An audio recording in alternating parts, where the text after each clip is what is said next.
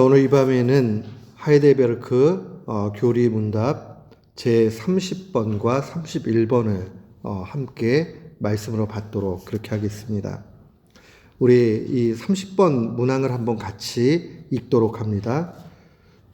소위 성인들이나 자기 자신 또는 다른 곳에서 구원을 찾는 사람들도 진실로 유일한 구세주 예수님을 믿고 있는 것입니까? 이렇게 지금 30번째 문항이 나온 데는 이유가 있습니다. 이제 중세교회에서 개신교회가 나오고 나서 보니까 여전히 중세교회의 그 모습을 털어내지 못한 그런 것들을 보게 되었기 때문에 이런 30번 같은 문제가 나타나게 됩니다. 그래서 오늘날에도 이것은 예외는 아닙니다. 나 하나님도 믿고요. 또 예수님 믿어요. 그런데 또 내 자신도 믿어요. 또 아니면 다른 것도 믿어요. 또 어떤 사람들은 그 점이나 이런 거는 그냥 확률이니까 좀 그런 거 봐도 괜찮지 않아요? 나 교회 다녀도 그런 거 믿어요. 이렇게 얘기하는 사람들이 있어요. 근데 이것에 대해서 단호하게 아닙니다 라고 결론을 지어서 이야기합니다. 이 중세 로마 교회에는 아주 성행했던 나쁜 모습들이 있었습니다. 성자, 세인트라고 얘기하죠. 우리 미국에서는 지나다니다 보면 교회 이름에 세인트 존, 세인트 제이콥 이런 식으로 다 세인트 이렇게 집어넣잖아요. 세인트라는 말 자체가 잘못된 게 아니라 그 성자 또는 성인이라고 얘기하죠. 아주 그 모범적인 신앙인들. 이 사람들의 신앙을 생각해 보는 것까지는 좋은데 거기에서 끝나지 않고 이거 숭배하기 시작을 합니다. 또한 그들이 남겨놓은 유품들이 있어요. 때로는 그 사람들의 유골들이 있습니다. 근데 이런 것도 거기에 신비한 것이 있다. 힘이 있다. 그래가지고는 이 사람들이 거기 가가지고 기도를 하고 그 물건을 만지면 효염이 내게 나타나서 병이 낫고 이런 것들을 신앙으로 가지고 있었어요. 잘못된 신앙이죠. 심지어는 이 11세기, 12세기 넘어가게 되면 마리아 숭배가 아주 극에 달하게 됩니다. 이 로마 교회 자체가 아주 그 타락해 가는 데 있어서 이게 일종의 돈벌이가 되는 거예요. 성지 순례라는 명목으로도 그렇고 또 어느 성당에 가면 바울의 손수건이 있는데 그 손수건을 바라보면서 기도를 하니까 응답이 됐다. 또 만지니까 어떻게 됐다. 거기 가면 베드로가 쓰던 뭐가 있는데 그걸 만지면 병이 낫는다. 이런 식의 신비함으로 막 몰아갔습니다. 중세교회 안에서도 개혁자들이 있었어요. 이거 잘못되었다. 또 바른 성경의 가르침이 아니다라고 생각하는 아주 소수의 사람들이 있었죠. 그런데 그들이 이야기해도 워낙이 이 중세 로마 교회가 타락 일로로 가 있었고 그 체제가 너무 견고했기 때문에 정말 아무런 힘을 발휘할 수 없었습니다. 그러다가 결국 루터가 종교개혁을 하게 되는 거죠. 그러면서 이 부분에 대해서 이제 종교개혁 통해서 이 로마 중세교회와 개신교회가 완전히 결별을 하고 나서 개신교회에서 이제 계속 이야기하죠. 중세 너희들은 지금도 마리아를 숭배하고 있고 성인들을 숭배하고 있고 유품들, 유물들에 대해서 신비주의로 그렇게 나아간다 라고 얘기하니까 로마 교회가 이야기합니다. 그렇지 않아. 그건 니네들이 오해야. 우리는 다만 그분들의 신앙을 이야기할 뿐이지 그걸 대단히 섬기거나 그러지 않아. 우리가 하나님께 예배할 때는 라트리아라는 말을 사용하잖아. 대신 이 성인들에게 있어서는 그냥 존중한다, 존경한다 그런 정도의 둘리아라는 말을 사용해. 그러니까 라트리아와 둘리아는 완전히 다르잖아. 그러니까 이거는 숭배가 아니야 라고 이야기를 했어요. 그런데 이 말에 대해서 중세교회가 아무리 그렇게 얘기해도 일반 성도들의 마음속에는 그렇지 않아요. 일단 눈에 보이지 않는 하나님보다 눈에 보이는 성인들의 유품이 하나님 앞에 나와서 기도하는 것보다 더 효용 있게 느껴지기 시작합니다. 그래서 칼빈이 비판을 하죠. 이 라트리아나 둘리아나 그 단어가 다르다고 문제가 될 것 아니다. 단어는 다를지 몰라도 원래 의미는 다를지 몰라도 실제 그 말로 인해서 사람들이 믿고 있는 바는 똑같다. 하나님처럼 성인들을 숭배하고 하나님처럼 마리아를 높이고 하나님처럼 유품들을 효염한 것으로 그렇게 받아들인다. 오히려 이 둘리아라고 말하는 이 봉사, 이 존경을 표한다 하는 이것 자체가 더 광범위하기 때문에 더 큰 문제가 있다라고 그렇게 이야기를 합니다. 이 중세교회가 타락해 가는데 이 후기로 가게 되면요, 더 심각해집니다. 종교개혁 직전까지 가게 되면요, 이거는 뭐 교회인지 아니면 미신 집합소인지 모를 정도로 그렇게 됩니다. 성인들의 뼈, 그 죽고 나면은 유골들이 있잖아요. 그 유골들, 유품들이 아주 신비한 능력이 있는 걸로 여겨지고, 심지어 제후나 영주들 가운데에서 돈 많은 사람들은 유품 수집을 합니다. 자기가 독점하는 거죠. 독점하면서 우리 집에 이만큼 나쁜 일은 없고 좋은 일만 있을 거다라고 그렇게 이야기합니다. 11세기, 12세기가 되면 마리아 숭배가 극에 달아서 마리아에 대해서 배를 인도하는 바다의 별로 얘기합니다. 마리아를. 실제 오늘날에 있어서도 이 로마 교회가 마리아를 숭배한다고는 얘기는 안 해요, 대놓고요. 그런데 그들 안에는 자신들도 모르게 마리아를 숭배하고 높이고 마리아는 죄가 없었다, 마리아가 승천했다, 이렇게 가르치고 믿고 있습니다. 굉장히 심각한 문제예요. 우리가 어떤 평상적인 것보다 신비한 걸 보게 되면 마음이 쑥 뺏기잖아요. 그 절정이 되는 게 뭐냐 하면 바로 중세교회의 성찬식이었어요. 이 사제가 성찬을 행할 때에 떡과 포도주를 가지고 하죠. 그런데 그들은 신학적으로 이렇게 이야기를 해요. 사제가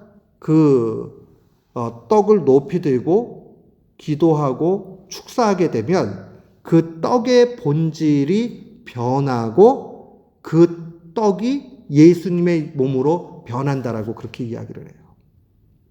그러니까 떡이 더 이상 떡이 아니에요. 떡이 예수님 몸이 된다. 진짜 얼마나 신비해요.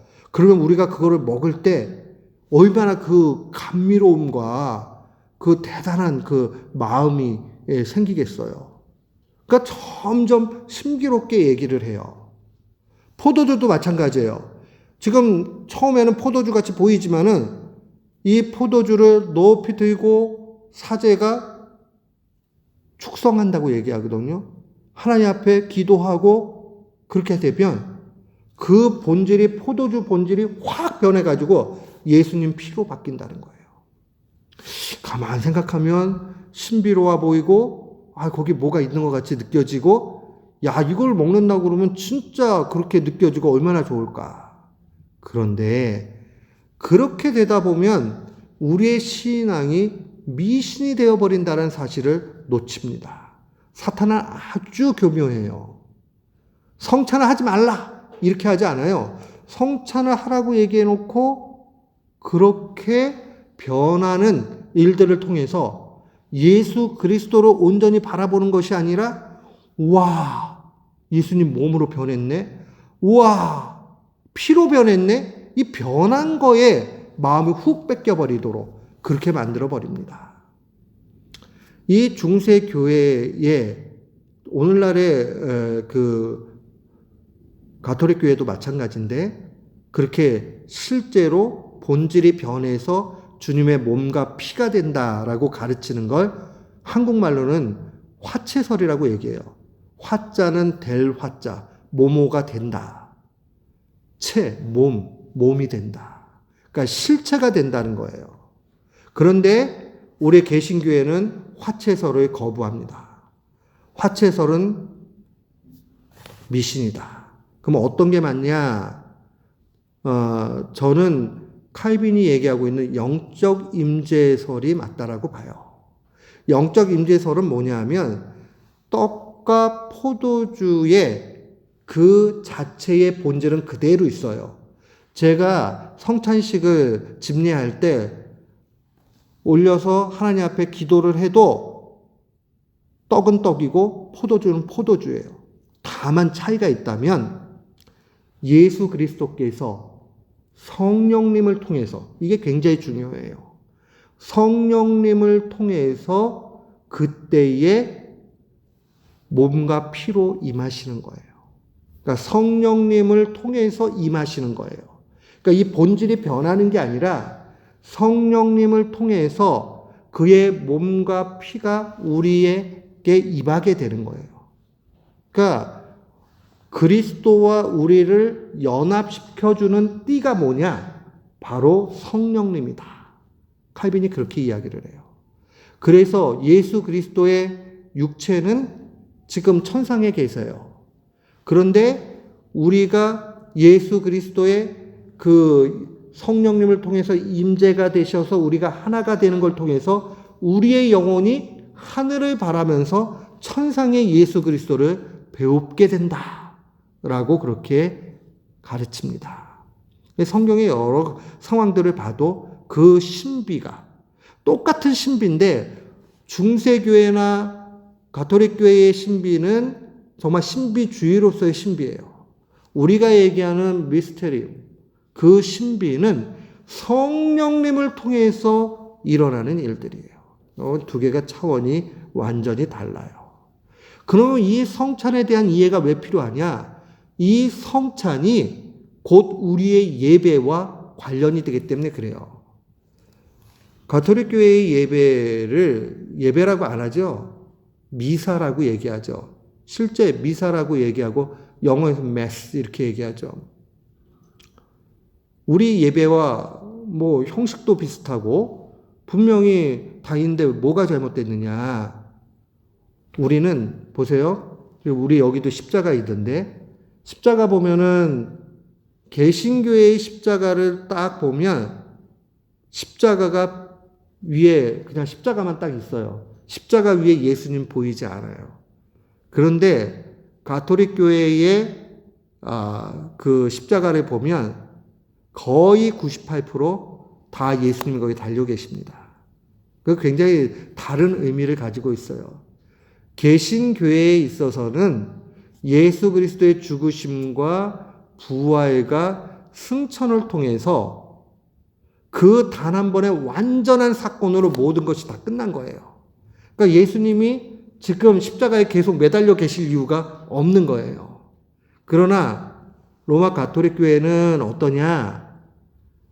이게 재현이 돼야 돼요. 재현이라는 말은 반복적으로 그 일들이 나타나야 되는 거예요.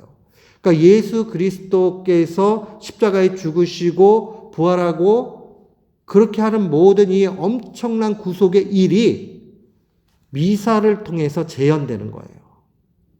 그러니까 그들에게 있어서 미사는 굉장한 거죠. 예수 그리스도의 죽으심과 부활을 맛보는 시간이 되니까요. 근데 우리는 똑같이 맛본다고 얘기해도 좀 달라요. 그게 재현될 필요가 없어요. 왜요? 단 한 번에 완벽하게 주어진 그 예수 그리스도의 희생 제사, 십자가의 죽으심으로 그것으로 족해요. 다만 우리는 주의 날에 모여서 주님의 부활을 바라보면서 주님께서 다시 오실 것을 약속해 주실 것을 믿으면서 믿음 가운데 살아가기를 다짐하는 거예요. 영광 돌리고. 그러니까 예배를 드린다고 해가지고 예수 그리스도의 십자가의 그 사건이 반복적으로 우리에게 필요하거나 한 것이 아니다 하는 것을 볼 수 있습니다. 그래서요, 우리 하이데베르그 그 30번의 답을 한번 읽어보도록 하겠습니다. 비록부터 한번 읽어볼게요. 두 번째 줄이요. 비록 그들이 예수님께 속한다고 주장할지라도 그 행위로 말미암아 유일한 구세주이신 예수님을 부인하는 것입니다. 그렇다면 예수님이 완전한 구세주가 아니든지 참된 신앙으로 예수님을 영접한 사람이 자기의 구원에 필요한 모든 것을 그 안에서 받아 누리던지 둘 중에 하나입니다. 만약에요, 예수님 믿는다고 그러고 이런 성인들, 성자들을 숭배하거나 또 자기 자신에게서 구원을 찾으려고 하거나 다른 곳에서 구원을 얻으려고 한다면 그거는 유일하신 예수 그리스도를 믿는 게 아니다라는 거예요. 우리의 구원의 길은 오직 예수 그리스도밖에 없다. 예수 그리스도밖에, 이 말이 중요해요. 예수 그리스도 외에는 다른 게 없어야 돼요. 만약에 다른 것을 덧붙인다면 그것은 무엇이냐? 바로 완전한 구세주임을 부인하거나 아니면 구원에 필요한 모든 것을 예수 그리스도께만 찾아야 되는데 그렇게 찾지 않는 것이다. 지금 그것을 이야기하는 거예요. 그러니까 우리의 구원은 예수 그리스도께만 있다 하는 것이 핵심입니다. 그래서 우리는 유일하신 구원자 예수 그리스도를 믿고 나아가야 됩니다. 근데 이 유일하신 예수 그리스도를 바라보면서 우리가 하나 생각해야 되는 게 있어요. 뭐냐 하면 이 유대인들은 율법을 통해서 구원을 얻을 수 있다라고 생각을 했고 중세교인들은 아주 애매모호해요. 애매모호한 부분이 뭐냐? 예수 그리스도를 통해서 구원을 받는다 하는 것까지는 똑같아요. 근데 걷다가 덧붙이는 게 있어요. 그 덧붙이는 것이 무엇이냐 하면 바로 우리의 착한 행실을 통해서도 구원의 여지가 남아있다 이렇게 봐요. 구원의 여지가. 그래서 우리는 예수 그리스도의 의가 우리에게 전가, 임퓨테이션 된다 이렇게 얘기해요. 전가된다는 건 뭐예요? 내가 이거 내 셀폰이 있는데 이거 너 줄게 하고 이렇게 딱 주는 거예요. 그럼 전달 받은 게 전가예요. 그러니까 내가 저 사람이 준 내 셀폰을 나한테 준 셀폰을 가지고 그래 이제 내 거 됐어라고 얘기할 수도 있지만 그 셀폰을 그냥 받았을 뿐이지 내가 셀폰을 가지고 어떤 능력을 행사할 수 있는 건 아무것도 없어요. 그런데 그들은 예수 그리스도의 의가 주입됐다고 봐요. 주입은 주사바늘로 꾹 집어넣은 거예요. 그러면 저도 며칠 전에 부스터샷 했는데 부스터샷 하면은 샷 하면서 그 백신 들어가잖아요. 그 백신이 쫙 내 몸에 들어가서 퍼지게 되면 코로나 바이러스 왔을 때 싸우게 되죠. 그러니까 내 몸에서 기능을 행사해요. 그러니까 예수 그리스도의 의가 내게 주입이 되면 나도 의를 행할 능력이 있게 되는 거예요. 근데 성경은 우리에게 전적으로 타락해서 인간은 어떠한 일이 있어도 의를 못 행한다라고 그렇게 증거한단 말이에요. 다만 그리스도의 의가 우리에게 임퓨테이션, 전가되어져서 우리를 주님이 의롭다 여겨주시는 거예요. 사람에게는요, 선을 행할 능력이 전혀 없어요. 전적으로 타락했다고요. 그저 주님께서 은혜 주셔가지고 그 은혜의 선불로 조금 선행같이 행할 뿐이지 그 자체도 온전한 선이다 볼 수 없단 말이에요. 그래서 갈라디아서 5장 4절은 증거합니다. 거기 핸드아웃 한번 같이 읽도록 합니다. 갈라디아서 5장 4절. 율법 안에서 의롭다 함을 얻으려 하는 너희는 그리스도에게서 끊어지고 은혜에서 떨어진 자로다. 그러니까 결국 이 율법을 통해서 의를 얻으려고 하면, 율법이라는 건 뭐예요? 내가 율법을 통해서, 공로를 통해서 내가 착한 일 해서 내가 지켜서 그래서 구원에 가겠다. 아까 봤을 때 성인 숭배도 안 되고 자기 자신에게서 찾아도 안 된다라고 30문항이 그렇게 이야기하고 있잖아요. 율법 안에서 의롭다함을 얻으려고 하는 것은 잘못된 거죠. 왜요? 그리스도에게서 그러면 끊어진 자가 되고 은혜에서 떨어진 거기 때문에 그래요. 그러면 율법의 목적이 뭐냐 하는 것 잘 봐야 돼요. 율법을 하나님 주신 거 맞잖아요. 그럼 율법을 왜 주셨을까? 율법은 오늘날로 이야기하면 우리가 하지 말아야 될 것, 해야 될 것, 이거 알려주는 하나님의 말씀이라고 생각하시면 돼요. 그러면 하나님의 말씀을 이전까지는 모르겠고요. 이제 지금부터 시작해가지고 나 말씀을 제대로 지켜가지고 구원 얻어야지. 그리고 시작해보세요. 1시간도 안 돼가지고 하나님 말씀 못 지켰네. 이거 진짜 다시 한번 해볼까? 3세판만 해보세요. 아마 3시간 안에 분명히 또 죄짓고 잘못하고 말씀대로 못할 거예요. 인간은 그래요. 그런데 왜 율법을 주셨느냐? 그 다음에 깨달아야 되는 것도 있어요. 내가 죄인이구나. 나는 선을 행할 능력이 없고 구원받을 길이 없구나 하고 좌절을 해야 돼요. 그리고 여기서 끝나면 안 돼요. 율법을 가만 묵상하다 보면 율법의 마지막 종착역, 목적이 예수 그리스도시다 하는 것을 보게 됩니다. 거기 밑에 있는 로마서 10장 4절 한번 같이 읽습니다. 그리스도는 모든 믿는 자에게 의를 이루기 위하여 율법의 마침이 되시느니라. 그러니까 율법을 통해서 우리가 구원을 얻을 수 있는 게 아니라 율법을 통해서 죄를 깨닫고 그리스도가 없어서는 안 된다 하는 걸 깨달으라고 주님이 율법을 주신 거예요. 하나님이 우리에게 율법 지켜가지고 너 그거로 구원받아야 돼. 이걸 알려주신 게 아니에요. 백성들에게 율법을 주신 것은 뭐가 죄인지를 모르니까 죄를 깨닫게 하기 위해서 율법 주셨어요. 동시에 죄만 짓고 있으니까 얼마나 좌절이 돼요. 그런데 율법의 최종적인 완성과 마침은 예수 그리스도께서 십자가에 달려 죽으신 걸 통해서 완성이 되신 거예요. 주님이 이루셨기 때문에 더 이상 다른 것이 필요가 없는 것이죠. 그래서 우리 주님에 대해서 우리는 율법을 바라보면서 그래 나는 율법으로 참 죄인 맞아. 좌절할 수밖에 없어. 그러나 율법의 완성, 율법의 마침이 우리 주 예수 그리스도가 되시니 나는 소망이 있다. 예수님만 믿으면 주님의 이루심 때문에 나도 구원받는다. 그에게 붙어만 있으면 나도 살아난다 하는 그 믿음으로 가야 합니다. 거기 기독교 강요 2권 7장 1절 말씀이 박스 안에 들어가 있는데요. 굉장히 좋은 말씀이에요. 그 일본의 아주 유명한 그 신학자 중에 와타나베 노부오라는 아주 유명한 그 학자가 있어요. 이분 평생 목회하고 평생 칼빈만 연구하신 분인데 이분이 칼빈이 라틴어로 기독교 강요를 1559년에 마지막 최종본을 다 써요. 그런데 이것을 갖다가 일본어로 번역을 했습니다.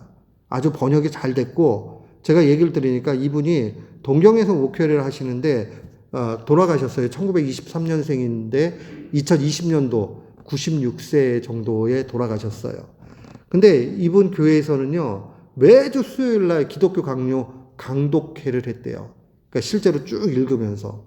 근데 기독교 강요를 읽으면 우리 성도들의 신앙에 매우 유익합니다. 근데 굉장히 두꺼워요. 4권으로 돼 있는데 북 1, 2, 3, 4 이게 구조에 맞춰가지고 딱 이렇게 하는데 두께가 한 이 정도 돼요. 굉장히 두껍습니다. 그런데 거기에서 중요한 내용들을 좀 발췌해서 이렇게 뽑아서 제가 이 강의할 때마다 집어넣도록 그렇게 하겠습니다. 거기 그 영어로 institute 이렇게 써놓은 부분은 기독교 강요를 약자로 표현한 말이라고 보시면 돼요. 기독교 강요 로마자 2는 2권 7장 1절에 보면 거기 박스 안에 있는 거 한번 같이 읽겠습니다. 시작. 율법을 주신 목적은 구약 백성을 그것으로 억압하려 하는 것이 아니라 그리스도 안에서 구원을 얻으리라는 희망을 예수 그리스도께서 오시기까지 배양하시려는 것이다. 이 말이 무슨 말이냐면 율법 가지고 나 율법 못 지켰네 그러면 막 죄로 인해서 죄책감 갖고 괴로워지고 그 단계에 머물기 위해서 율법을 주신 게 아니라 율법을 내가 못 지켰지만 율법의 완성이신 예수 그리스도를 바라보고 주님 앞에 붙어 있으면 믿음이 있으면 나 구원받는다. 주님이 재림주, 심판주로 다시 오실 때까지 그 믿음을 크게 하기 위해서 율법 주셨다. 그걸 꼭 기억을 해야 돼요. 그래서 칼빈은 율법의 세 가지 용도라는 말은 기능이죠. 세 가지 기능에 대해서 이야기를 합니다. 아주 중요해요. 그 밑에 있어요. 첫 번째 기능은 정죄의 기능이에요. 정죄의 기능이라는 것은 죄를 깨닫게 한다는 거죠. 그러니까 율법의 조항을 바라보면서 이게 죄구나, 이게 죄가 아니구나. 율법의 기준이 없으면요, 우리가 죄인지 아닌지 모르는 게 너무 많아요. 성경 말씀이 없으면요, 다른 사람들 다 그렇게 사는데 그게 그렇게 잘못됐나? 이렇게 생각한다고요. 근데 하나님 말씀의 기준에서 보면, 아이고, 이게 잘못됐구나. 이게 옳구나 하면서 구별을 하게 되죠. 그래서 정죄의 기능이 첫 번째입니다. 율법은 각 사람에게 불의함을 경고하고 알려주고 유죄 판결하고 정죄합니다. 정죄한다는 말은 저주한다는 말을 condemn, 저주하고 또 우리 자신이 아무 존재가 아니라는 것을 알게 해줍니다. 그런데 율법의 이 정죄의 기능 다음에 두 번째 나타나는 것은 억제의 기능이에요. 율법을 알고 그 율법을 지켜가면 죄 짓는 것을 예방하고 다소간의 억제가 됩니다. 그러니까 우리가 이 법이 있고 그 다음에 하나님 말씀이 있기 때문에 그 말씀을 자꾸 지키다 보면 죄를 조금 적게 짓게 됩니다. 왜냐하면 율법 안에는 형벌이 있고 거기에는 두려움이 있기 때문에 그래요. 인간은요, 이 두려움이 없으면요, 짐승과 똑같아요. 인간 속에 있는 악함이에요. 그런데 신앙인이 되면 될수록 이 율법에 대한 두려움 때문에 지켜가는 게 아니라 하나님의 은혜와 사랑 때문에 하는 거예요. 어릴 때는 철없을 때는 부모님 무섭게 하면 그 무서운 것 때문에 뭘 한단 말이에요. 철이 들게 되면요, 내가 이렇게 말 안 들으면은 우리 부모님 마음이 아프겠지? 내가 하기 싫어도 이거 지켜야지. 철나고 성숙한 사람이 되면 그렇게 되죠.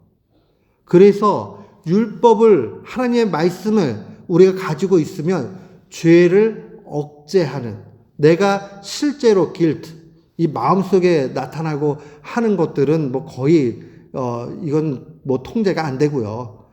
그냥 실제 행하는 죄악, 죄책, 이것에 대해서는 조금 억제하는 그러한 능력이 율법 가운데 있습니다. 그런데 칼빈은 이 세 번째 기능이 가장 중요하다고 얘기합니다. 세 번째 기능은 율법을 통해서 우리가 거룩함으로 나가게 된다. 성화의 기능이 있습니다. 이 하나님 말씀을 자꾸 지키다 보면 이 선을 행하도록 인도함을 받아갑니다. 그러니까 하나님의 말씀 필요 없는 게 아니에요. 구약의 율법이 필요 없는 것이 아니에요. 구약의 율법 가운데 우리가 자꾸 마음을 새롭게 하다 보면 점점 죄와 멀어지고 하나님과 가까워지고 하나님이 기뻐하는 일들을 행하기도 합니다. 신자에게 있어서 성화의 기능이 있다는 거 꼭 기억을 해야 돼요. 근데 그거 구약 얘기잖아. 꼭 그거 지켜야 돼? 오늘날에는 이런 게 너무 많이 있습니다. 신앙생활을 얼마나 편하게 하려고 하는지 모릅니다. 성경에 담배 피지 말라는 말 없잖아. 당연히 없죠. 담배는 18세기 정도 돼가지고 만들어졌는데요. 그러면 해도 되나요? 너희 몸이 성전인 것을 알지 못하느냐? 하는 말씀을 딱 보면서, 아이고, 내 몸이 주님의 영을 모시는 거룩한 성전인데 내가 이거 이렇게 막 하면 안 되겠다. 몸을 혹사시키거나 자기 몸을 관리하지 않거나 그렇게 해버리는 거는 하나님 앞에 잘못이에요. 이 몸을 잘 다스리고 준비하고 해야 되는구나.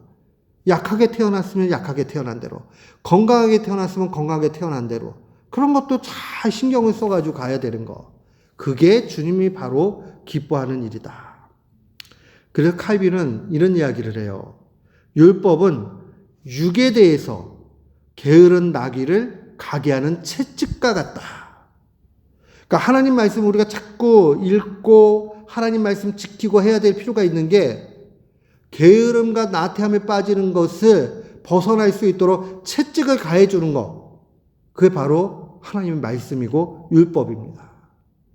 그러니까 구약 율법이니까 다 필요 없다. 누가 그런 거 가지고 요즘에 그러느냐. 술 마시는 것도 그렇고 담배 피는 것도 그렇고 뭐도 그렇고, 왜 유독 교회에서 술 담배만 그러느냐. 술 담배만 그러는 게 아니고요. 모든 게 넓혀서 생각하면 우리가 안 할 때의 유익이 있습니다. 건강검진 받으러 가보세요. 사람들한테 제일 물어보는 게 술이에요? 담배예요? 술, 담배를 끊어야 됩니다. 근데 원래부터 안 하면은 그런 얘기도 안 듣고 편하잖아요. 좋잖아요. 의학적으로 봐도 그게 유익이 있잖아요. 하나님은 우리에게 필요하니까 하나님 말씀에서 다 제해서 하지 말 것과 할 것을 알려주신다. 우리는 그것을 생각해야 됩니다. 그 다음에 또 우리가 기억을 해야 되는 건, 신자들에게 율법이 필요한 이유는 율법 안에 있는 약속은 오늘날에도 유효합니다. 신명기 28장 한번 찾아보실래요? 신명기 28장. 신명기 28장은 하나님 말씀에 순종할 때에 받는 복에 대해서 증거가 되어져 있어요. 우리 1절과 2절 말씀 한번, 신명기 28장 1절과 2절 말씀, 제 성경은 구약성경 304면에 있어요. 우리 한번 같이 읽겠습니다. 내가 내 하나님 여호와의 말씀을 삼가 듣고 내가 오늘 네게 명령하는 그의 모든 명령을 지켜 행하면 내 하나님 여호와께서 너를 세계 모든 민족 위에 뛰어나게 하실 것이라. 이 약속이에요. 네가 내 하나님 여호와의 말씀을 청종하면, 말씀에 순종하면 이 모든 복이 내게 임하여 내게 이르리니. 복이 임한대요. 약속이에요. 어떠한 복이냐? 석음에서도 복을 받고 들에서도 복을 받을 것이며 내 몸의 자녀와 내 토지의 소산과 내 짐승의 새끼와 소와 양의 새끼가 복을 받을 것이며 내 광주리와 떡반죽 그릇이 복을 받을 것이며 네가 들어와도 복을 받고 나가도 복을 받는다. 이 약속의 말씀은 오늘날에도 유효합니다. 우리 교우들은 제가 이런 얘기해도 오해가 안 되니까 좀 말씀을 드리는데, 요즘에 보면 유튜브나 이런 데 11조 할 필요 없다, 율법이다, 그런 내용들 되게 많아요. 그리고 11조 설교를 하거나 11조 헌금 얘기를 하면, 그러면 저 돈을 좋아하는구나, 교회가 착취를 하는구나, 이렇게 색안경을 끼는 시절이 됐어요. 근데 저는 우리 교우들한테, 제가 2003년도에 목사 안수 받고 그 이전에도 사역했지만 그거 제하고도 지금 거반 이제 제가 목사 안수 받은 지 이제 20년이 되어 가려고 하는데, 그 기간 동안에 제가 얻어진 임상 데이터를 말씀을 드릴게요. 11조 생활을 잘하는 가정 하나님께서 돌보시는 거 저는 숱하게 많이 봤습니다. 목회하니까 더 많이 느껴집니다. 우리 교회만 해도 그래요. 우리 교회가 하나님의 말씀대로 정말 순종해가지고 물질을 집행하고 남을 돕고 앞서서 나아가고 선교하고 하나님 그러면 차고 넘치도록 부어주세요. 근데 주파나를 튕겨보고 계산기를 두들겨보고 막 이렇게 하다 보면 결국 잘해야 내가 생각한 정도까지. 우리가 하나님 앞에 드리기를 힘쓰고 나아갈 때 하나님은 그거보다 더 많은 것으로 역사해 주십니다. 저는 이제는 제가 20년 데이터가 있기 때문에 확신할 수 있어요. 정말로 하나님 앞에 헌금 생활 잘하면 하나님께서 굶기지 아니하시는가? 예.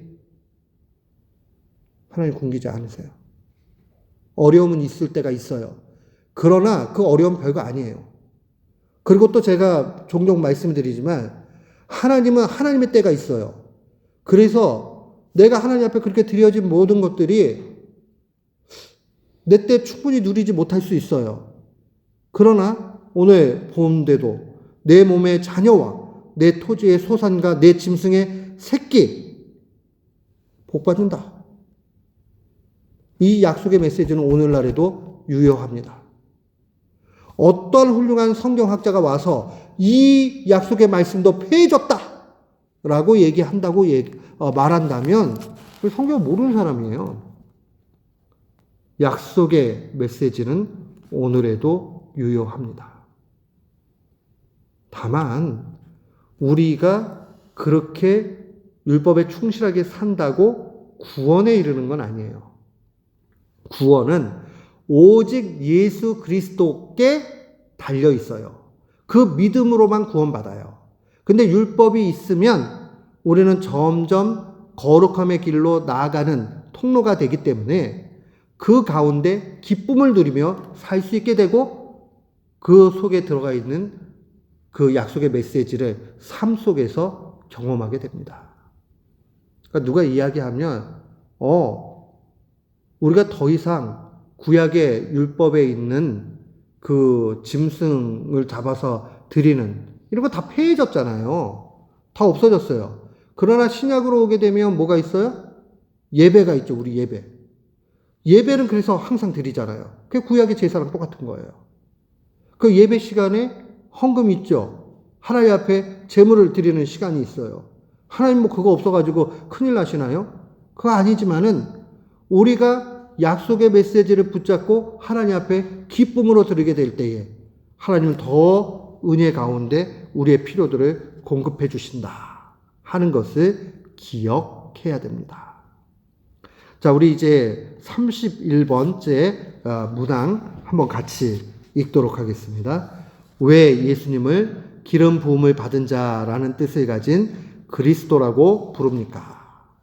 우리는 숱하게 많이 예수 그리스도라는 말을 부르기도 하고 듣기도 하고 신앙생활합니다. 예수 그리스도. 그리스도라는 말은 그리스어예요.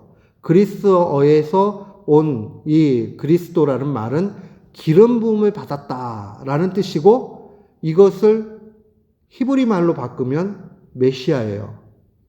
메시아나 그리스도나 똑같아요. 한국말로 바꾸면 기름 부음을 받은 자는 곧 구원자를 뜻해요. 그러니까 예수님을 왜 그리스도라고 이야기하느냐? 구약의 직분 중에 기름 부음을 받는 직분이 딱 세 가지 있었어요. 왕과 제사장과 선지자예요. 예수님께는 이 세 가지 직분이 다 있습니다. 거기 영어 보면은요, threefold라고 돼 있죠. fold. 그 threefold라는 말이 뭐예요? 삼중. 이게 삼중인데 꼭 이렇게 보시면 돼요. 옛날에 이렇게 보면은 줄이 이렇게 세 가닥 줄이 있는데 강하게 하기 위해서 세 가닥을 이렇게 꼬은 걸 갖다가 보면 한 가닥으로 보이죠? 그죠? 근데 나눠보면 세 개예요. 세 개인데 하나예요. 하나인데 논아보면은 세 개예요. 직분은 세 가지 직분을 갖고 계신데 한 분이에요. 예수님은. 그러니까 예수님이 하시는 일을 가만 보면 행하신 일은 한 가지였어요. 또 십자가에 달려 죽으시고 부활하시고 승천하신 거. 그런데 그 일들 가운데는 세 가지 직분을 행하고 계시다. 그래서 그리스도라고 부르는 거예요. 첫 번째로 기억을 해야 되는 것은 가장 큰 선지자라는 거예요. 예수님보다 더 큰 선지자는 없어요. 예수님이 선지자의 원형, 원래의 모습이고요. 최고의 비교할 수 없는 선지자예요. 선지자는 뭐 하는 직분이냐? 하나님의 뜻을 선포하는 직분이에요. 하나님의 뜻을 알려주는 교사의 직분이에요. 그래서 거기 보면 하나님의 구원의 원리를 알려주는 최고의 교사가 예수님이셨어요. 그래서 예수님을 보면 복음이 보이고 예수님을 보면 어떻게 복음으로 구원받는지를 우리는 깨닫게 됩니다. 예수 그리스도는 모든 하나님의 예언의 메시지의 종결입니다. 제가 지난주에 말씀드렸죠. 구약성경, 신약성경이 있어요. 구약성경을 갖다가 만약에 이런 큰 팥에다 집어넣고 그 다음에 부글부글 끓여가지고 졸이고 졸였어요. 그래 알약 하나 만들어요. 그럼 뭐가 나온다고요? 장차 오실 예수 그리스도. 신약성경을 집어넣고 막 졸였어요. 알약 하나가 나와요. 뭐라고요? 오신 예수 그리스도. 그렇기 때문에 성경책은 누구에 관한 증거의 책이냐? 예수 그리스도에 관한 책이다. 그래서 예수 그리스도가 모든 예언의 종결이다. 예수님이 행하신 게 최고의 가장 큰 선지자의 모습이었어요. 그래서 그 칼빈이 한 얘기를 한번 밑에 볼게요. 복음으로 만족하지 않고 밖에서 무엇을 가져다가 복음에 꿰매는 사람은 모두 그리스도의 권위를 깎아내린다. 그리스도 외에 알 가치가 있는 것이 없고 그리스도가 누구신지 깨달은 신자는 천상의 은혜에 무한한 전체를 깨닫는 것이다. 이게 얼마나 중요한 얘기인지 그냥 이렇게 말씀을 드릴게요. 나 시절이 어려워가지고 많이 못 배웠어요. 대학 못 나왔어요. 저는 대학 겨우 나왔어요. 저는 대학 나왔는데 졸업증은 받았는데 뭘 했는지 모르겠어요. 이러한 사람이라도 예수 그리스도를 알게 되면 천상의 최고의 지혜, 그것을 깨달은 사람이에요. 이 땅 가운데서는 주목 못 받는다 할지라도 그 사람은 하늘의 신비를 알고 있는 사람이에요. 하늘의 신비를 알고 있는 사람은 세상의 것도 다 알게 되어져 있어요. 천상의 은혜의 무한한 전체를 깨닫는 것. 예수 그리스도를 바라볼 때 그러합니다. 예수님이 나의 구원자라. 이 사실을 온전히 아는 사람은 천상의 지혜를 아는 사람이에요. 그러니까 우리가 오늘부터 잘 알아야 돼요. 예수님에게는 세 가지 직분이 있는데 가장 큰 선지자시다. 예수님은 구원의 길을 우리에게 가장 정확하게 있는 그대로 알려주시는 분이다. 이 구약의 선지자들은 부분적으로 메시아에 대해서 증거를 합니다. 그런데 메시아이신 그리스도이신 예수님은 당신이 친히 그대로 다 보여주셨어요. 그래서 예수 그리스도의 그 모습을 우리가 보면서 이 복음 전파하는 주님을 바라봐야 됩니다. 우리도 똑같아요. 우리도 왕 같은 제사장이거든요. 왕 같은 제사장. 그 왕 같은 제사장이라는 말 가운데 실제로는 우리에게는 또 복음 전파의 사명이 있잖아요. 가장 큰 선지자이신 예수 그리스도를 따라가는 우리는 선지자의 사명도 있어요. 그 선지자의 사명은 뭐냐? 복음 전파하는 거예요. 복음 전파는요, 내 언변, 말 기술이나 내 능력으로 하는 것 아니에요. 바울 선교의 90%는 기도예요. 그런 기도를 통해서 자기가 무슨 말을 해야 될지 성령님께 의탁했고 성령님이 주시는 말씀을 그대로 했어요. 우리 전도하다 보면 사람들이 그런 얘기해요. 전도 어렵다. 자기 힘으로 하려고 하면 어려워요. 그냥 하면 돼요. 내가 깨달은 바를 열심히 주님 앞에 기도하고 제가 저분에게 복음을 전할 수 있도록 주님이 때를 주고 주님이 제게 할 말을 주세요. 간구. 한국에 가니까 이제 위드 코로나 막 그 무렵쯤 돼가지고 이게 좀 풀렸어요. 그래서 9시에 보통 다 문을 음식점들이 닫는데 그 이후에 이제 영업을 하기 시작을 했어요. 근데 저녁에 이 미국에서 못 먹는 것 중에 하나가 닭꼬치가 있어요. 닭꼬치. 가지고 닭꼬치를 먹으러 몇 번 갔는데 닭꼬치 아저씨가 나이가 젊어 보여요. 이렇게 보니까 30대 초반 같아요. 열심히 살아요. 근데 저는 열심히 사는 분을 보면 참 마음이 뭉클해요. 아, 참 열심히 사시는구나. 그 앉아가지고 쪼그려가지고 꼬치에 들어가 있는 닭만 계속 구워대고 팔아요. 한 개에 3,000원. 가지고 몇 개를 이제 며칠 이렇게 가서 먹었어요. 먹다가 마음에 이분에게 복음을 전해야 되겠다. 그 생각이 들었어요. 근데 그만 타이밍을 놓쳤어요. 그래서 저는 이제 미국에 들어왔어요. 그러면서 제가 이광호 전사님한테 실은 내가 그 복음 전하려고 그랬는데 타이밍이 다른 사람들이 막 옆에 이렇게 장사하고 있으니까 그게 안 되잖아요. 나중에 늦게 한가할 시간에 가가지고 복음 좀 전해라 얘기를 했어요. 근데 자기가 열심히 지금 기도하고 있대요.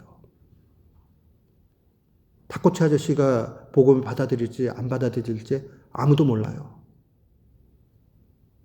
복음을 전할 그때 받아들일지 10년 후에 받아들일지 아무도 몰라요.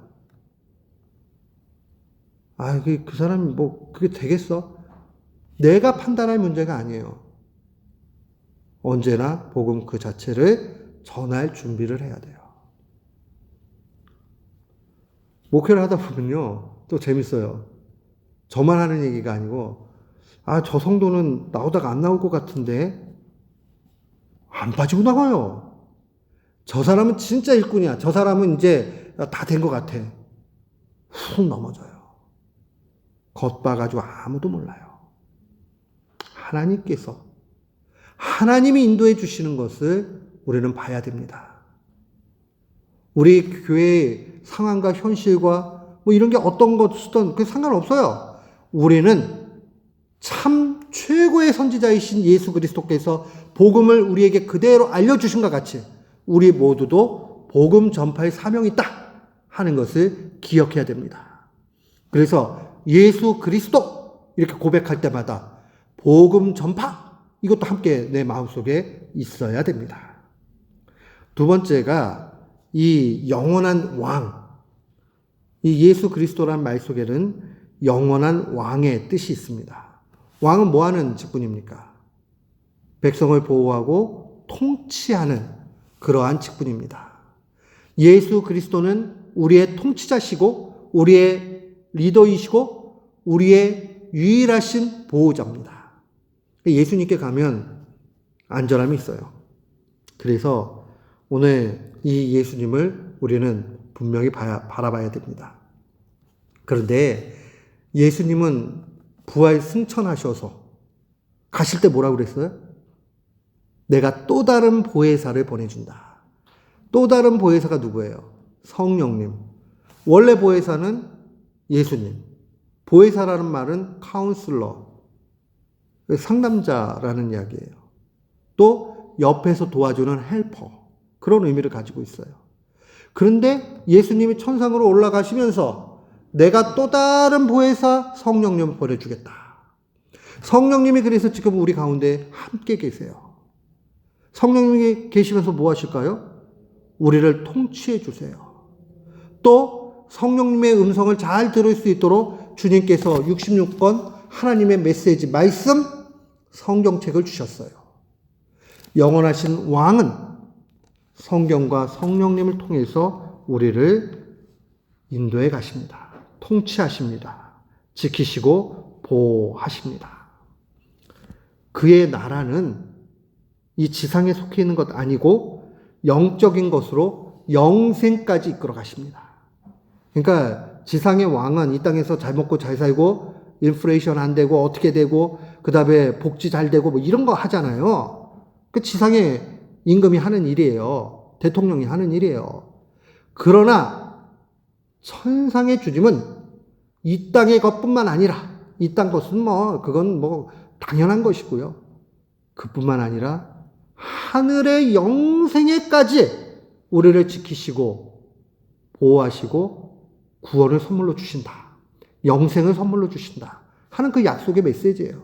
예수 그리스도 할 때에 와, 영생 말씀으로 통치하시며 성령님이 함께 하시며 나를 구원받도록 영생으로 들어가도록 그렇게 하시는구나. 그걸 늘 마음에 간직해야 됩니다. 거기 기독교 강요 말씀 제2권 15장 4절 말씀 보면 그리스도의 통치 원칙은 그가 아버지로부터 받으신 모든 것을 우리와 함께 나누는 것이다. 이게 무슨 말이냐? 고린도전서 1장 30절 보면 아버지께서 아들에게 모든 것을 주셨고 아들 안에는 지혜와 의와 거룩함과 구속함이 있다. 지혜와 의와 거룩함과 구속함, 이 네 가지는요, 이 땅 사람들은 누릴 수 없는 거예요. 천상의 신비의 복락입니다. 그러니까 결국 우리에게 구원의 영생을 주시는데 천국의 그 신비를 이 땅 가운데 누리며 살 수 있도록 그렇게 인도해 주신다는 거예요. 그러니까 우리는 기도할 때마다 하나님 내 삶에 간섭해 주세요. 통치해 주세요. 이렇게 기도해야 돼요. 그렇게 되면 우리는 천상의 신비를 이 땅 가운데 부분이지만 누리며 살게 됩니다. 마지막으로 우리가 기억을 해야 될 것은 그에게는 유일하신 대제사장의 직분이 있습니다. 십자가에서 달려 죽으실 때요, 대제사장이 되셔서 자신이 흠없는 제물이 되셔서 스스로가 십자가에 달리시게 되는 거예요. 그러니까 대제사장이신 예수 그리스도께서 살아있는 생축, 살아있는 living offering이 되신 거예요.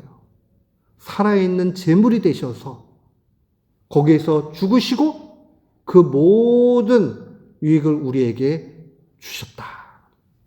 그렇기 때문에 우리가 그 예수 그리스도의 대제사장직을 바라볼 때 우리의 예배가 의미가 있게 돼요. 거기 기독교 강요 15장 6절에 있는 말씀 한번 같이 읽습니다. 그리스도의 제사장직에 의하여 우리의 기도와 예배가 천상의 성소에 향기로운 제물이 되어진다.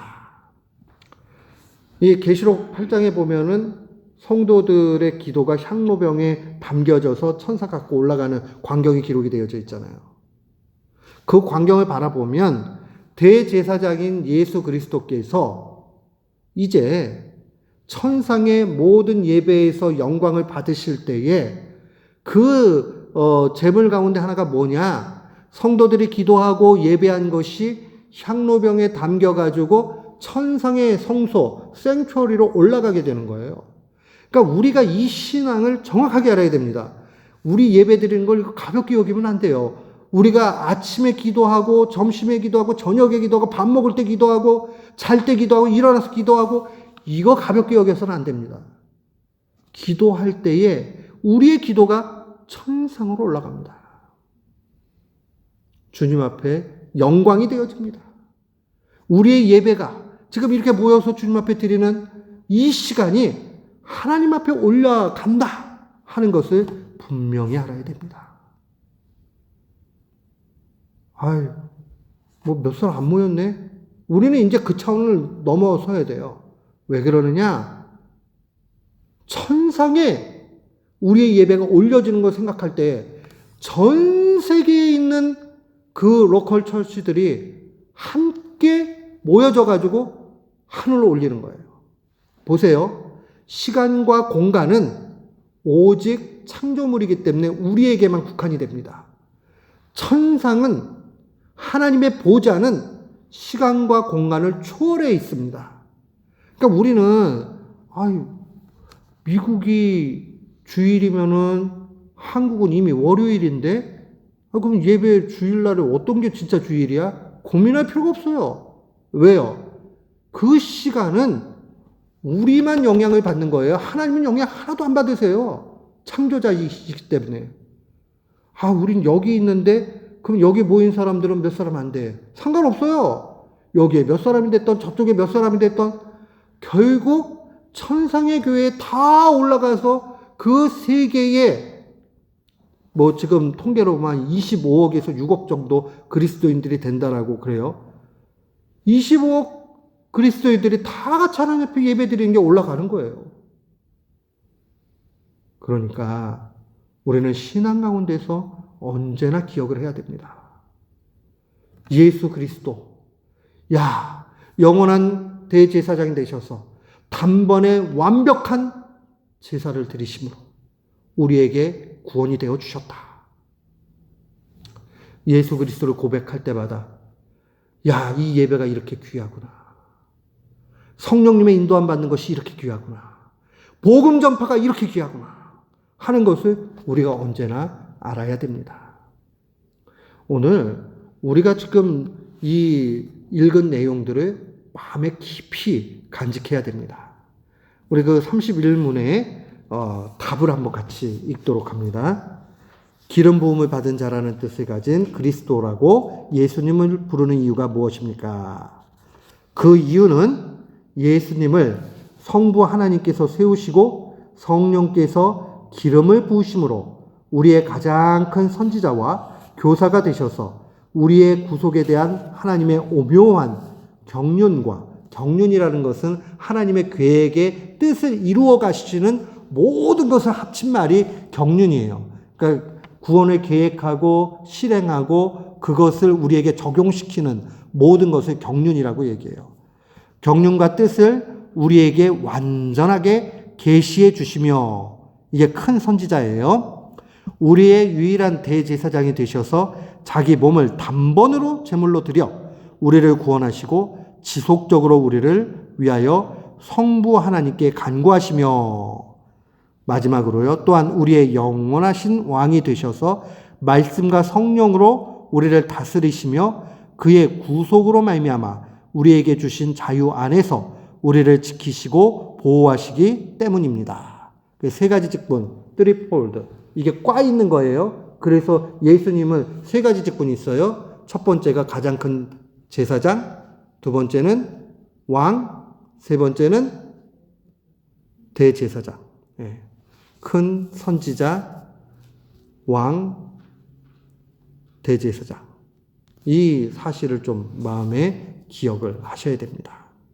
그래서 우리가 이 신앙 고백서를 하면서 신앙이 점점 풍성해지고 우리의 삶 가운데 열매가 있어야 되겠습니다. 우리 한번 기도하겠습니다.